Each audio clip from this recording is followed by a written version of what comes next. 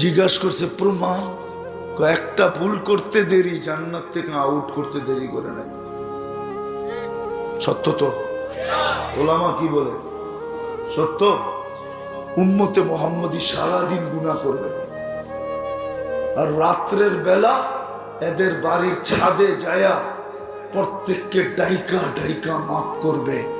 শুধু মাফ করবে না, আর জান্নাত হাতে উঠায় দিবে। অথচ আমার একটা ভুলে বের করে দিছে। হাদিস দিতেছি এখন, কিন্তু আল্লাহ দুনিয়ার ছাদে প্রথম আকাশে ডাকতেছে, হাল মিন মুস্তাগফির, কে আসিস মাফ চাবি, ফাগফির লাহ, গ্যারান্টি দিতেছি তুই চাইতে দেরি, আমি মাফ করতে দেরি করব না। আল্লাহ গুনাহ কত, তো আরেক হাদিসে বলতেছে